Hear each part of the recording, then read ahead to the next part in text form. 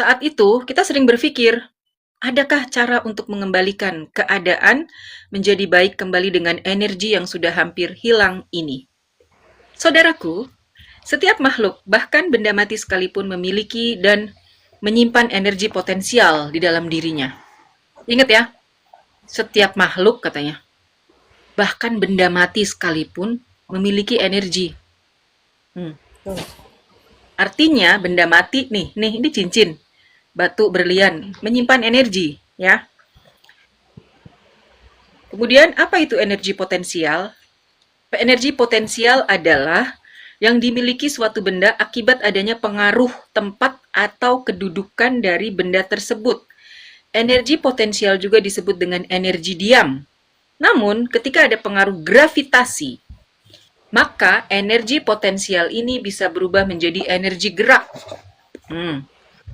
Jadi ketika sedang diam, benda tersebut sebenarnya sedang dipersiapkan untuk menggunakan energi potensialnya terpakai di waktu yang tepat. Ibarat busur panah, tidak akan bergerak dan berubah apabila hanya terletak.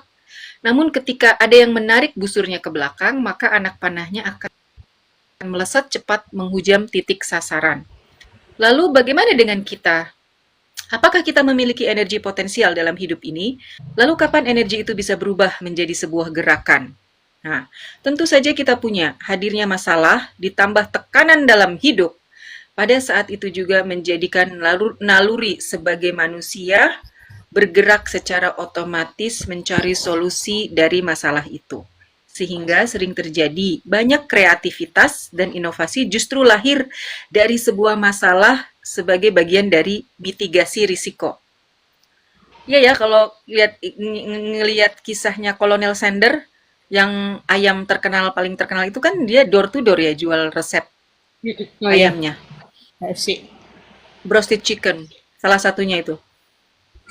Dalam dalam dalam kehidupan diperlukan namanya masalah agar kita selalu terus bergerak berubah menjadi lebih baik karena pada hakikatnya diam itu adalah mati. Apa yang menyebabkan kita diam adalah ketika kita tidak mempunyai masalah apapun dalam hidup dan berada pada posisi zona nyaman. Ow! Yang membuat diri kita terlena dengan segala kenyamanan yang ada. Jangan-jangan aku terlalu terlena dengan zona nyaman ya? Atau aku tidak menganggap ini adalah sebuah tantangan yang sangat nyata gitu. Jadi everybody thinks that I'm fine gitu. I have no problem at all. Maybe because I always smile. Is that No, so? Lanjutkan. not for Justru di me. saat hidup dengan Justru di saat hidup penuh dengan masalah dan dalam kondisi terpuruk, seseorang juga akan mempunyai lebih banyak waktu serta pikiran untuk selalu mendekat kepada Sang Pencipta Allah Tuhan yang Maha Kuasa seraya memohon untuk diberikan kemudahan dan jalan keluar yang terbaik. Aku udah tahu kuncinya. Wa may yattaqillaha yaj'al lahu makhraja wa yarzuqhu min haitsu la yahtasib. Wa may yatawakkal 'ala Allah fahuwa hasbuh. Siapa yang bertakwa kepada Allah, maka baginya jalan keluar. Ya kan? Jadi surat At-Talaq ayat 2, 3, 4. Maka tak jarang jika merasakan atau melihat sendiri orang-orang yang pernah mengalami kemunduran, lalu tiba-tiba bisa melesat cepat ke depan dan meraih banyak keberhasilan, ini sebagai bukti bahwa ada campur tangan Allah yang maha segalanya. Setuju Ibu.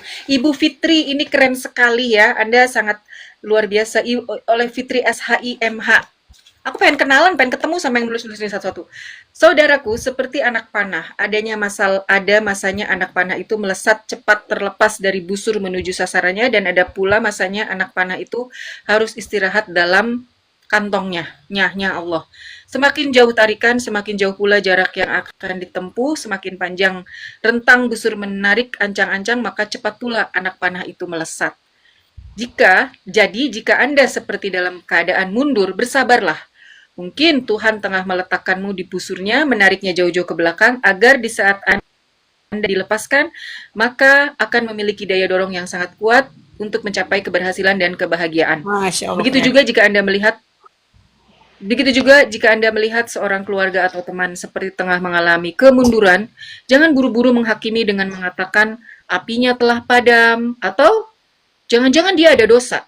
Jadilah saudara dan teman yang baik yang mendampingi di saat mereka sedang dimundurkan, karena dengan demikian Anda ikut menjaganya agar tidak sampai putus asa dan terkulai, serta dapat bangkit dan melompat lebih tinggi.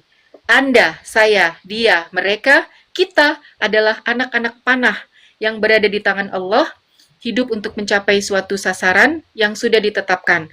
Maka jangan pernah ragukan kekuatan doa agar energi potensialmu tetap menyala. Oke. Bagaimana Ibu Indah, Kak Sri dan Kak Emma? Keren. Pendapat Anda tentang agar potensialmu tetap menyala. Silakan Kak Emma. Pertanyaan berarti ya. Hah? Kok pertanyaan? Statement dulu dong, narasi dulu dong. Ini nih gimana komennya tentang yang aku baca. Keren, udah satu kata aja keren. Oke. Keren. Lalu, Pertanyaan pengendalian diri berarti ya, avatar ya. Pengendalian diri pada diri kita sendiri, mensikapi apa yang relate sama diri kita, ya itu pengendalian avatar lah. Nah, untuk ke titik itu, Kak Emma umurnya berapa Kak? saya umurnya 49. 76. Oh, sama sama aku ya. Bulan apa? Beda setahun ya. Aku 48. Oh Bulan iya, Oktober. Oktober 477, aku 77. 77, iya. Enggak gini loh. Mungkin ya gini. Kenapa Allah ada surat namanya surat At-Talaq. Iya. Tolak itu kan bukan berarti tolak hidup, tolak cerai mati juga ada kan. Contohnya seperti saya gitu. Artinya gini, di usia saya yang sudah tidak muda ini gitu. Kan susah untuk mendapatkan pekerjaan terutama di Indonesia. Walaupun iya kamu pendidikannya ini, ada skill ini, tapi ada keterbatasan usia. Di perusahaan-perusahaan tertentu mereka tidak ingin karena mereka melihatnya bahwa usia 50 itu adalah lanjut usia gitu. Dan itu terjadi pada saya gitu ya. Ketika saya diminta untuk menjadi dosen di sebuah universitas swasta di Jakarta. Tapi ada dua profesor yang telepon saya, jangan nanti karena itu udah akreditasi A. Nanti kamu jadi masalah. Terus saya pikir iya ya kalau misalkan jadi dosen saya kan S1 bukan S2, sedangkan harus jadi dosen tuh syaratnya harus jadi S2 kan. Walaupun kamu qualified, kamu ini udah seia-iya, udah apa, nanti ada masalah. Jadi akhirnya saya mengundurkan diri. Walaupun Harusnya pihak masuk universitas aja nggak nanti apa-apa. while kakak ngajar, kakak ambil S2 bisa. Nah begitu. itu statement kayak gitu, Tapi gue lebih mendengar Profesor Amani Lubis yang nelfon gue, jangan, mendingan lu kuliah dulu, abis itu baru. Oke, fine. Akhirnya gue keluar lah. Singkat cerita, kemarin juga ada interview dari International School. Di interview sama namanya Dr. Mustafa Yamin. Beliau lulusan Amerika. What makes you want to join with us? Terus tau nggak aku jawabnya apa? Dengan songongnya dan pedenya gue jawab ya, gue mau jadi one of board director di sini. Langsung ancaman ini, ancaman. Iya ini. Bukan. How much the salary? Berapa uang yang berapa gaji yang akan saya dapat? Aku nggak akan ambil semuanya. Jadi aku mau udah 50% aja lah. 50%-nya nih untuk aku mau masukin saham. Kan nanti dalam berapa tahun mungkin aku dapat 1% atau 0, berapa persen nggak apa-apa lah, it's okay gitu. That's the way I think. Jadilah mungkin emang kamu nggak cocok kayaknya jadi jadi guru. Gitu loh. Singkat cerita Kak Emma, akhirnya tidak ada yang perusahaan di dunia ini tidak ada yang bisa menerima saya. Ya. Kecewa tentu, sedih iya gitu loh. Tapi mau gimana lagi? Bukankah yang memiliki dunia dan seisinya adalah Allah? Jadi saya berhusnuzon sama Allah. Terus saya berada di titik kesimpulan bahwa bukan kurang pintar, bukan kurang cerdas, bukan kurang circle. Saya ngomong sama diri sendiri, saya kurang takwa. Karena kunci rizki itu takwa. Ketika saya tadi Kak Emma bilang pengendalian diri gitu ya, kesadaran bahwa oh iya ya ternyata oke, baiklah saya akan perbaiki bagaimana hubungan saya dengan Allah gitu ya. Saya perbaiki, saya kejar. Jadi saya menulis sebuah surat untuk Allah gitu ya Allah. Udah mulai saat ini saya bekerja untuk berkhidmat kepada Engkau. Engkau kasih aku amanah seorang anak ya kan, laki-laki gitu. Jadi engkau nggak mungkin menelantarkan kami gitu. Ya, jadi aku berharap hanya sama Allah aja. Gitu loh Kak Emma. Dan itu luar biasa. Mungkin ketika aku jadi dosen, mahasiswa aku hanya anak-anak lulus SMA yang mau mencapai S1. Tapi ketika aku bekerja di universitasnya Allah, dosen aku bukan mereka lagi, dosen aku doktor, profesor. Jadi yang diajarin juga wahyu, yang diajarin mereka tidak, yang diajarin juga kitab sucinya Allah gitu. Jadi kalau aku berpikir itu ya Masya Allah luar biasa memang cara Allah itu menyadarkan kita supaya kita jangan berkecil hati.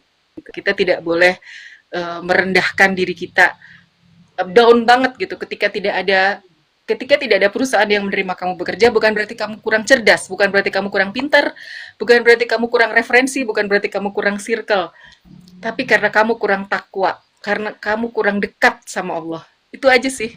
Silakan mungkin yang lain bisa. Mantap. Ini Banget sih kakak. Ya, Meleleh, meleleh. Salam. lilin kalah leleh. Lilin kalah leleh. Lucu banget kakak gue. Satu lagi ceritanya. Aku kemarin coba apply ke Australian courses. Tahu nggak yang ngasih referensi aku siapa Kak Emma? Menko langsung. Prof. Yusril Iza Mahendra. Aku datang langsung ditanda tangan. Dan apa yang terjadi? Ditolak. Why? Tidak diterima. Iya, nggak diterima. Tapi sedih apa. Tapi saya yakin Allah pasti punya rencana yang sangat wow buat I gitu. Jadi ya Kalau ada udahlah santai aja gitu. sekecil apapun selalu ada hikmah. Insya Allah. Luar biasa. Saya pun demikian. Ini untuk emak-emak ya, sen kiri belok kanan. Di mana di titik itu lalu Allah pertemukan, Masya Allah, sudah setua ini dengan calon yang akan saya ditinggal pergi ya, ditinggal meninggal ya, yang tidak terbesit sama sekali. Luar biasa, Masya Allah. Bukan di medsos ya, bukan bukan di medsos. Jadi yaitu luar biasa, Allah punya hikmah di balik musibah-musibah apapun itu yang Allah berikan, kedukaan ya, rasa kedukaan gitu. Ternyata inilah gitu, ada perjalanan lain, ada ibadah lain yang Allah kasih. Terus ya luar biasa memang. Memang harus bisa mencinta itu harus sedih dulu. Bisa bersyukur harta harus susah dulu. Jadi di situ ketemu titik yang lebih bersyukur lagi. Didagor keadaan muncul orang Sunda mah. Luar biasa. Itulah. Bicara tentang hikmah Kak Emma. Hikmah. Di surat Al-Baqarah, Heeh. surat Al-Baqarah ayat 269. Heeh. Wa may yu'tal hikmata faqad utiya khairan katsiran. Siapa yang telah Allah beri kasih hikmah, Allah beri hikmah, maka dia mendapatkan kebaikan yang banyak. Masya Allah. Kebaikan yang banyak menurut standarnya Allah kan luar biasa, bukan menurut standar kita gitu. Kita banyak berapa sih? 1M, 2M, 3M, 1 triliun banyak. Lagi hype Menurut kak, Allah lagi hype. khairan. Lagi hype yang banyak itu 2M. Lanjut. Itu lagi. Jadi wa may yu'tal hikmata faqad utiya. Faqad ini kalimat faqad, bener-bener lampau tapi pasti. Sudah pasti mendapatkan kebaikan yang banyak gitu. Jadi hikmah itu apa sih?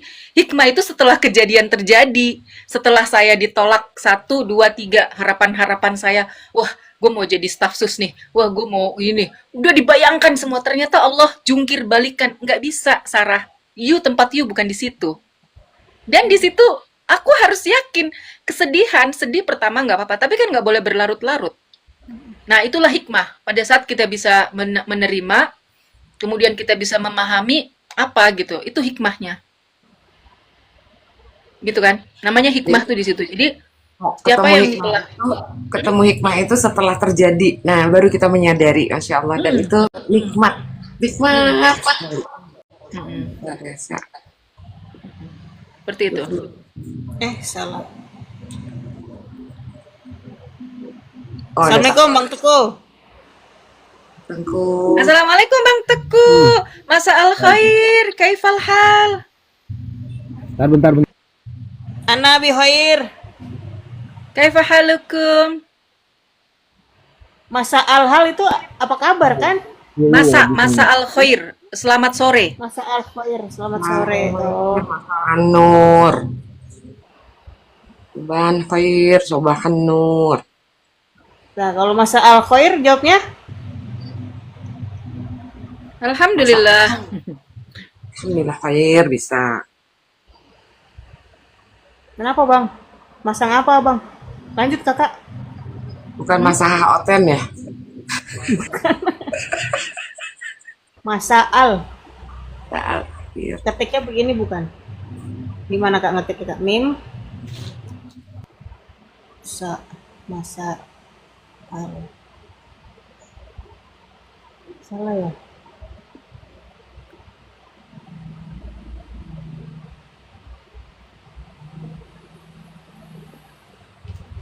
Oke, silakan berbagi cerita. Friendly, Bang Teva. Friendly dulu, coba. Cerita apa bahwa supaya potensial kamu tetap menyala. Tadi dikatakan bahwa semua itu di dunia ini, baik yang bergerak atau yang diam, punya energi. Nah, itu kita membutuhkan tekanan, kita membutuhkan sesuatu yang tidak enak untuk melesat. Kayak anak panah. Anak panah semakin kita keras, menarik busurnya, jeder, melesatnya luar biasa. Friendly. Apa temanya ini? Temanya bagaimana agar potensial kamu tetap menyala, energi potensial.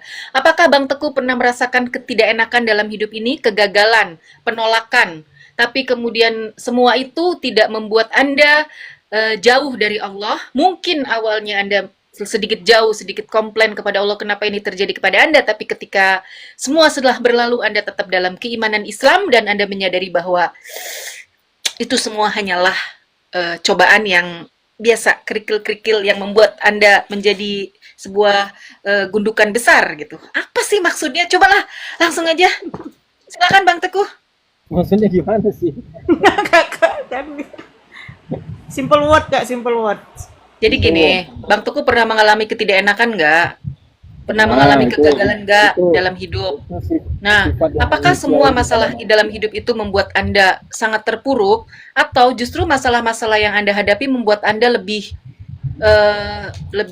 apa ya, optimis, semangat? Iya, awalnya terpuruk ngesot Kak. Iya, pasti kalau merasa nggak enak itu. Abang jauh suaranya. Aduh, gimana mau deket ya, aku di Aceh. Nah. Agak lain ya. Agak susah kalau di Aceh, ngomong ke Jakarta itu emang agak jauh. Iya. Lanjut. Ini jauh nggak masih? Enggak, udah dekat. Masih ya? Udah.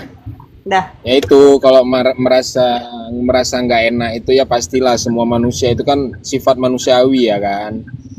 Nah, kalau berdasarkan pengalamanku yang sudah pernah merasakan terpuruk bahkan di titik paling nol dalam hidup itu pasti pernah ngerasain itu.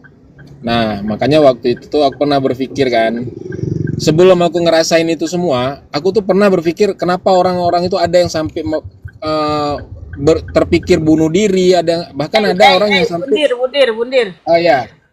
Ya, ada orang yang sampai langsung bundir. Ya kan gitu kan. Kadang sebelum aku ngalamin itu semua aku berpikir kenapa orang bisa sampai segitunya. Ya kan?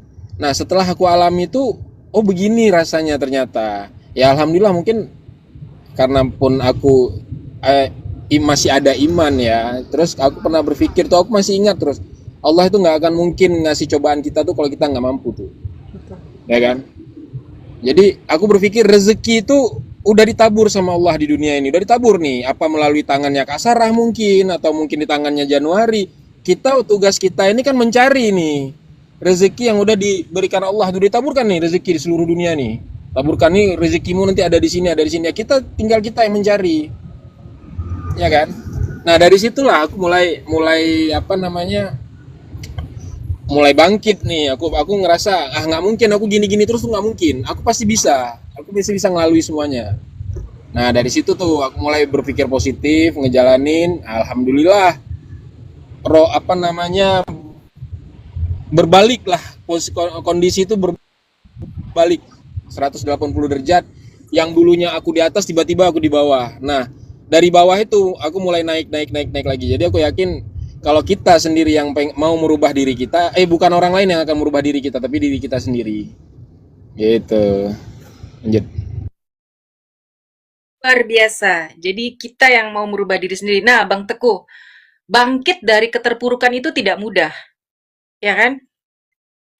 Pasti kita mengalami rasa sedih yang mendalam. Dalam psikologi mungkin si Januari ini lebih paham ya. Ada depresi. Trauma. Fase depresi itu Ah, ketika kita sudah kayak nggak ada semangat hidup. Tadi Bang Teguh bilang bahwa disitulah gue merasa, oh kenapa pantasan orang-orang itu sampai mau bundir gitu ya? Karena sebegitunya gitu. Nah, Bang, gimana kita bangkit dari rasa terpuruk itu sendiri mungkin ya? Maksudnya bangkit dari kesedihan, kita menatap masa depan lagi, akhirnya kita dan sekarang kita di titik sekarang, pada saat kita menoleh ke belakang, melihat peristiwa-peristiwa itu, bahkan kita merasa lucu ya, ternyata gue pernah merasakan itu loh. Alhamdulillah ternyata ya Allah, ternyata Allah sayang banget. Itulah nikmat Islam, teman-teman.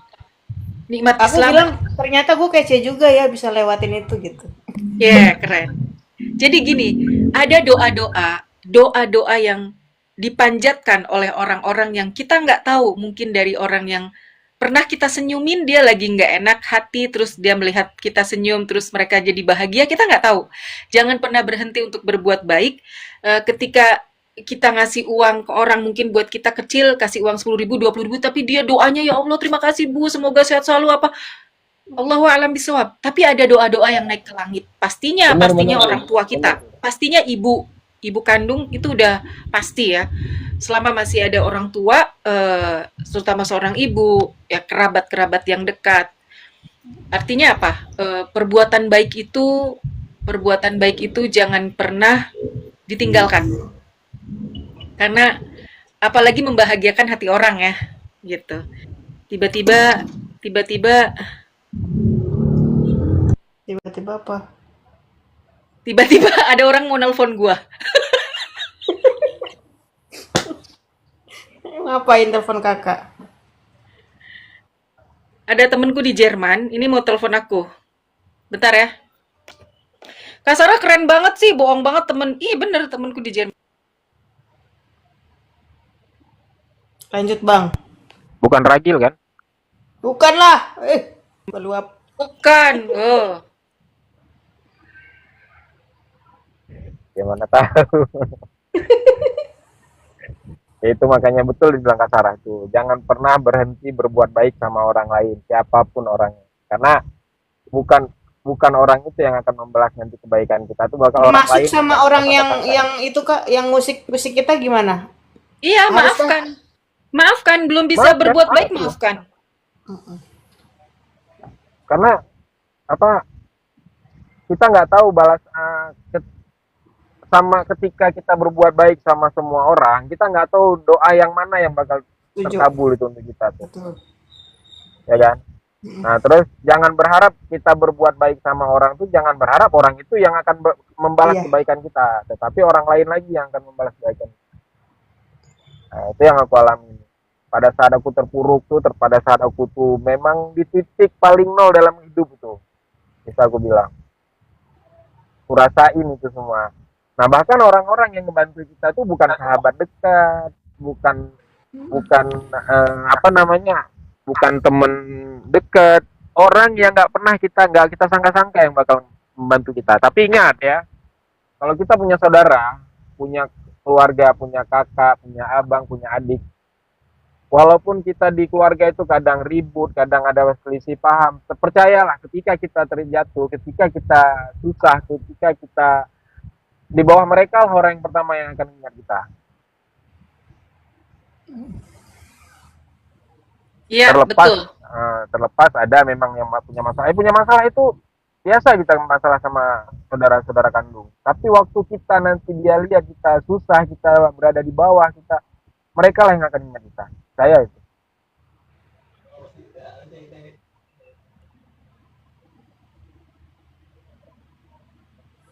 Lanjut.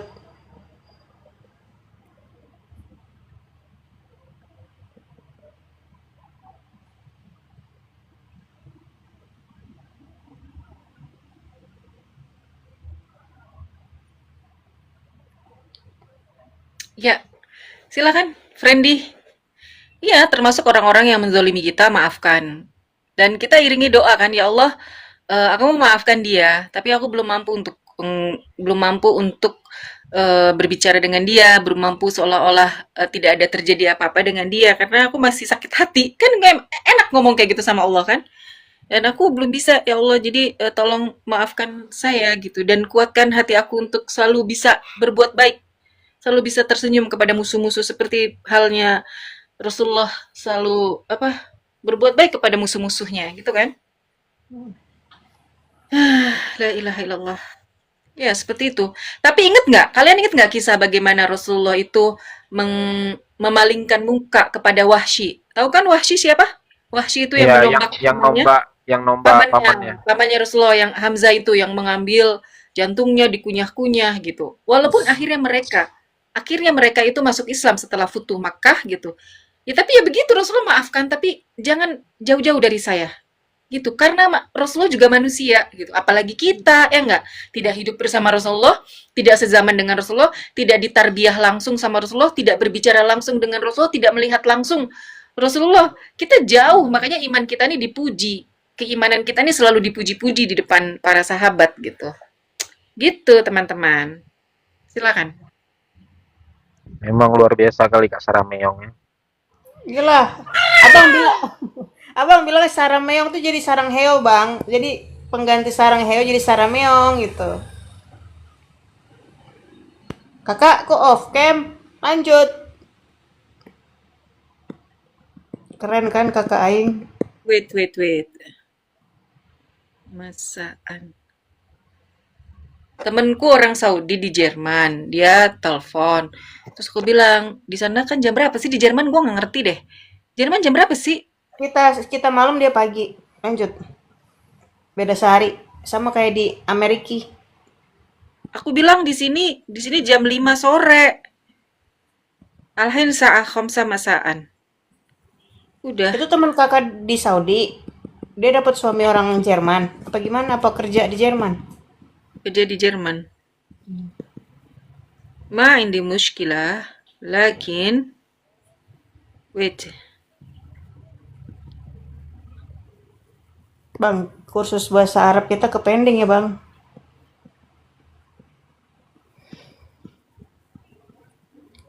Assalamualaikum warahmatullahi taala wabarakatuh. Waalaikumsalam Waalaikumsalam warahmatullahi taala wabarakatuh. Aduh, Ahlan wa sahlan. Min ma'i. ahlan baik. Jangan pakai bahasa Arab dah. Aku bukan orang Arab dan aku juga nggak pintar bahasa Arab. Kalau Al-Quran insya Allah bisa aku. Tapi kalau bahasa Arab janganlah. Tak bisa aku sumpah dah. Tak apalah.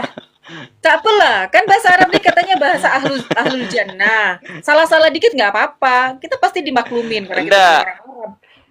Besok kalau kita kan kumpulnya itu dikumpulkan itu di Padang Masar. Jadi tak perlu bahasa Arab. Perlunya bahasa Padang.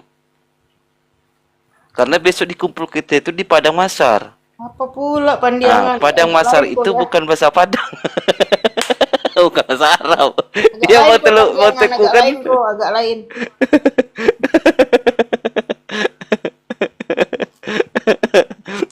Dan besok kita dikumpulkan kan di Padang Masar kan. Jadi harus wajibnya bahasa Padang. Ya, cukup. Bukan di Arab Masyar, Bang. Jadi beruntunglah kita yang lahir di Padang, yang orang Padang ya. Apa pula lah itu. Lanjut. Bang Teva, Hmm. Herma, Friendly dari tadi dipanggil-panggil nggak nyaut. Baik sambil kerja, sambil ini. Ya, enak. Ayo ngomong. Jangan pada mute apa.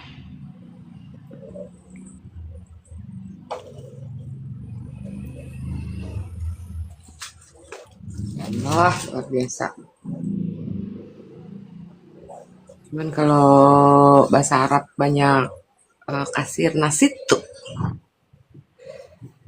Banyak lupa.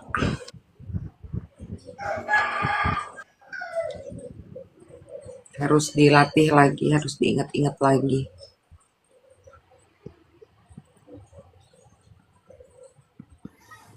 Aku waktu belajar itu di MTS bingung lah. Kebanyakan soalnya yang diajarin kan grammar Arab, bukan Mm-mm. conversation, jadi overwhelm sendiri gitu.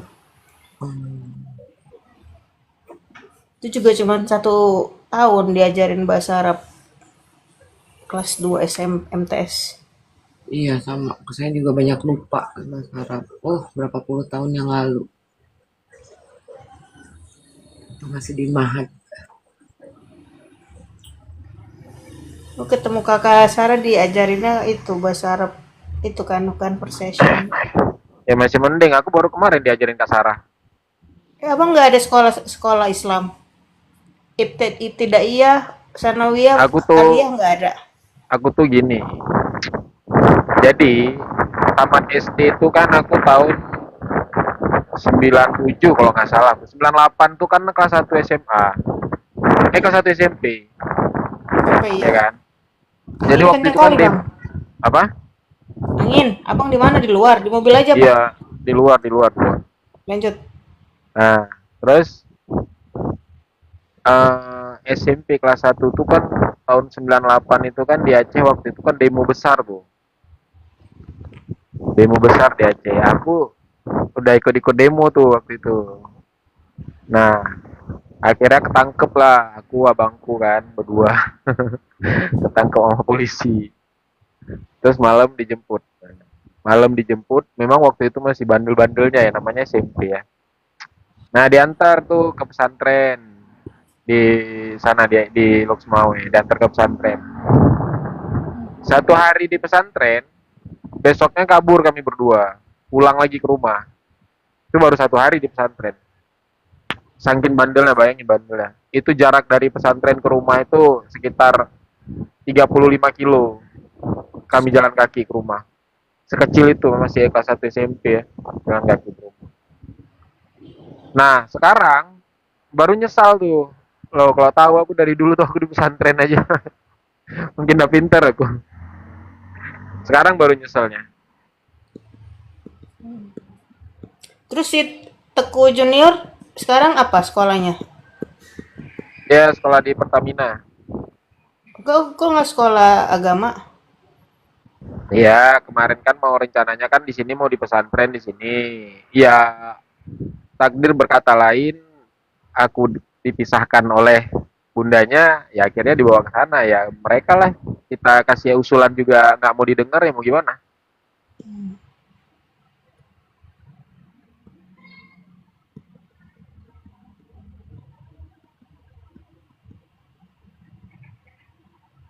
Pak Denny, Tuhan urus kecil.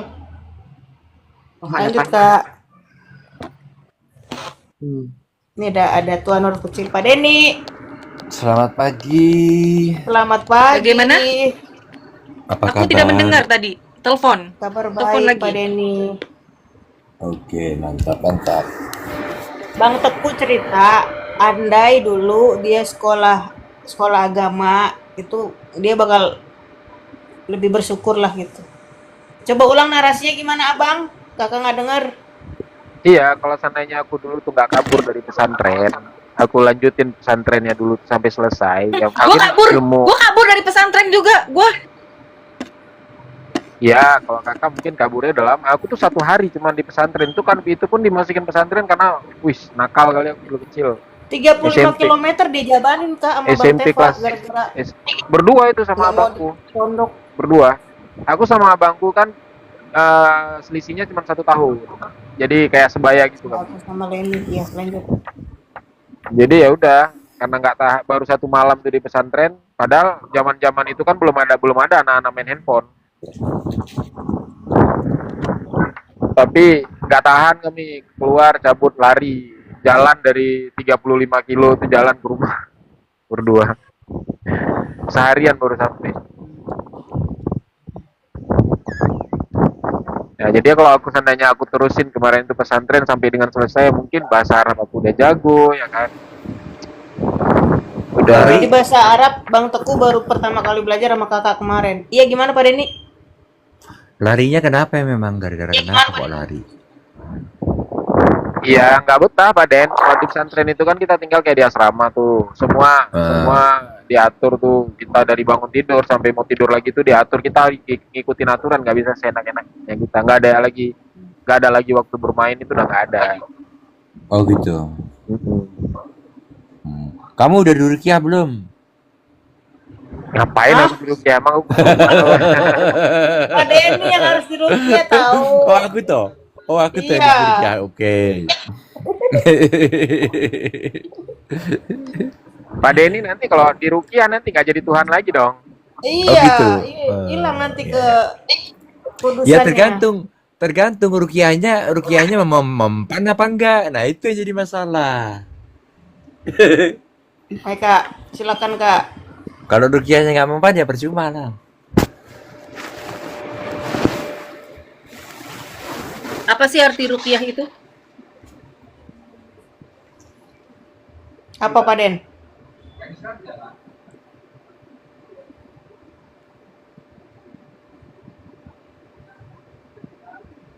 Pak Den? Rukiah itu Mm-mm. doa untuk menyembuhkan. Doa untuk menyembuhkan. Iya. Bukan doa menyembuhkan, bukan. Bukan.